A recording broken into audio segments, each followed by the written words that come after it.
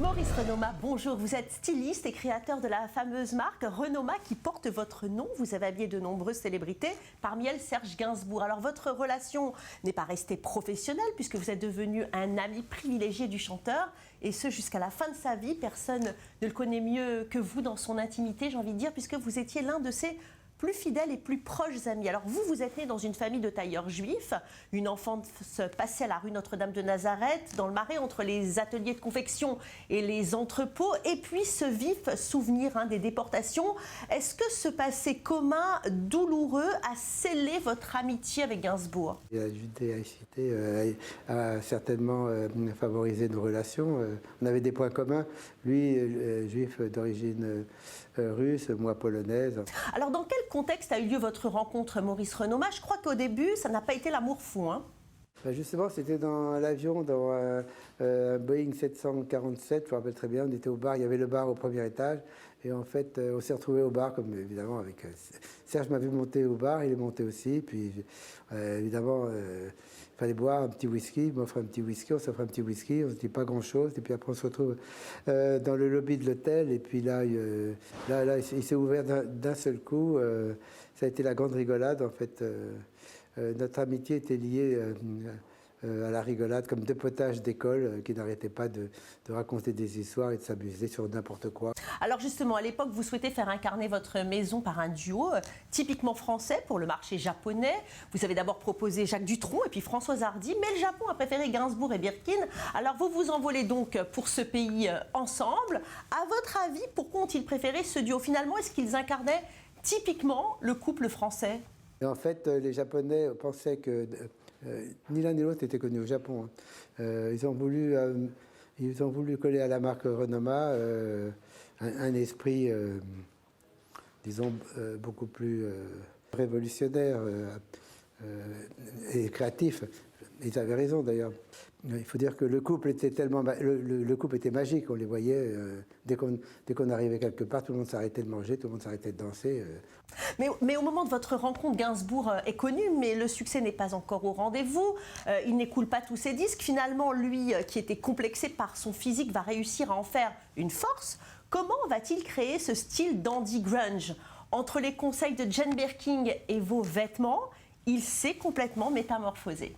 Serge, c'est une attitude. Donc, ça dépend comment vous portez un vêtement, si vous n'êtes pas rasé avec un costume ou un smoking. Nous, on est partis en Angleterre avec Jeanne et Serge. Serge avait un smoking sur le dos, une chemise de smoking, un nœud papillon, et ses bagages, c'était tout. Il avait une brosse à dents pour nettoyer son diamant qu'il porte autour du cou. Jeanne Birkin était partie avec une robe, un sac en osier. Et voilà, on a passé 15 jours. On passait 15 jours au Japon, où il fallait s'habiller tous les soirs et toute la journée avec la même tenue. Alors en 78, il fête ses 50 ans, mais personne ne vient au rendez-vous. Seule sa mère et ses sœurs sont présentes pour célébrer ce demi-siècle. Et puis vous, Maurice Renoma, vous allez dîner dans un restaurant de Saint-Germain-des-Prés, quasiment en tête-à-tête. C'est quoi son état d'esprit à ce moment-là? Ce dîner, d'abord, je suis arrivé un peu tard, parce qu'on travaillait quand même tard à l'époque. Je suis arrivé à 10h, donc dire qu'il n'y avait personne, en tout cas 10h c'était vide. Il avait loué dans un endroit qui me paraissait sinistre, en sous-sol. Je suis arrivé, il m'attendait, il n'y avait personne. Donc à 10h du soir, je sais que il avait reçu pas mal de télégrammes, de Belmondo, de Depardieu, possibilité de venir, ne peut pas venir, etc. Tout le monde est occupé. Voilà. Lui s'était cassé la jambe chez Castel un petit peu avant, il s'est bagarré avec quelqu'un, il avait la jambe dans le plâtre, moi je suis venu le chercher, j'avais mon chien aussi, j'avais un carlin qui avait la jambe dans le plâtre aussi, la même jambe, la même patte, et tous les deux, j'étais les chercher, et j'avais acheté une canne à Serge qui l'a gardée, d'ailleurs on le voit à la fin de sa vie avec cette canne. Alors vous avez eu accès à une part de lui que l'on ne peut même pas imaginer, celle qui contrastait finalement avec sa fougue et ses excès publics. Qui c'était Serge Gainsbourg derrière les caméras, Maurice Renoma? Dites-nous. C'est difficile à le saisir, il y a plusieurs Gainsbourg. Moi j'ai connu dans la deuxième période de sa vie, donc un petit peu, il était avec Jeanne Birkin encore, et 2 ans après il se séparait, donc le Serge avec Jeanne est différent du Serge seul. Serge seul est très malheureux, donc il boit 2 fois plus. On a vu une chose extraordinaire, c'est que nos 2 femmes, la mienne et celle de Jeanne Birkin, nous ont quittés toutes les 2 en même temps. Donc on s'est retrouvés tous les 2 en fait. célibataire, parce que c'était pas mal non plus. Hein, c'était...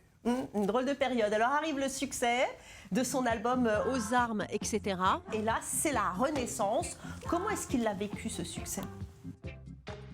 Ben, c'est-à-dire que il a eu des difficultés, il a eu des gens qui étaient pour et des contre, hein. Il a eu les militaires qui étaient contre lui, les paras qui voulaient lui faire la peau, il devait se cacher plus ou moins. Oh, c'est très difficile, à 50 ans, revenir au top après une descente aux enfers pendant 10 ans. Et quelle place occupait son judaïsme dans son identité, Maurice Renoma? Vous en avez parlé avec lui, du fait qu'il était juif? Je pense qu'il était très fier d'être juif, très marqué d'avoir été juif. Il faut dire que l'époque de Vichy, les dénonciations qu'il a dû subir, en plus il était quand même, il portait l'étoile juive. On a dû, je pense que dans le métro, on l'a déshabillé pour voir s'il était circoncis ou pas, à l'âge de 15 ans ou 14 ans. Donc ça marque toute sa vie. Toute sa vie, il était marqué par ça. Hein. En plus, physiquement, il avait du mal à s'accepter. Il faut dire qu'on ne sait pas comment il a fait pour échapper à toutes ces arrestations et à se cacher, parce qu'il a vraiment un physique reconnaissable. Mais disons que non, il se considérait français, très fier d'être français, mais alors très très fier d'être français, et juif, peut être les deux. Hein. Mais de temps en temps, quand il rencontrait des Allemands, ça a été le cas. Là, on était au Japon, on était à 3h du matin. Il y avait l'équipe de rugby allemande qui était là, et nous, c'était l'équipe plutôt du showbiz et de la mode et de la musique. Une autre table à côté. Il allait les voir sans arrêt en baissant son pantalon en disant, et les gens nous le ramenaient, ils disaient, on vous le ramène, dites-moi. Pourtant, c'était des balèzes, c'était une équipe de rugby de 30 rugbyman. Hein. On nous le ramène, vous pouvez garder votre habit, là, il est indécent et tout. Il me disait, qu'est-ce qui se passe, Serge? Je me dis, je comprends pas, là, je leur baisse mon pantalon, je leur montre ma bite, et il me dit, mais je comprends pas, vous vouliez la voir pendant la guerre, et là, vous ne voulez pas la voir. Donc il était provoquant, il aimait la provocation contre la religion, contre le fascisme, contre les antisémites, tout ça. Là, il était courageux, en fait, très courageux, Serge. Ouais, provocateur et courageux. Alors comment il était avec sa famille? Est-ce qu'il était attentionné? Quel genre de père était-il? Après, sa famille, quand on partait à Deauville, on est parti... un soir, on a décidé à 2h du matin d'aller prendre le petit déjeuner à Deauville. On est parti, on était chercher Charlotte, le chien, le chat, etc. On embarque tout le monde dans la voiture et on part à 2h du matin. Donc c'était très libéral. Hein, donc, on vivait de cette manière-là. Et puis après, Bambou est arrivé dans sa vie. C'était l'amour fou?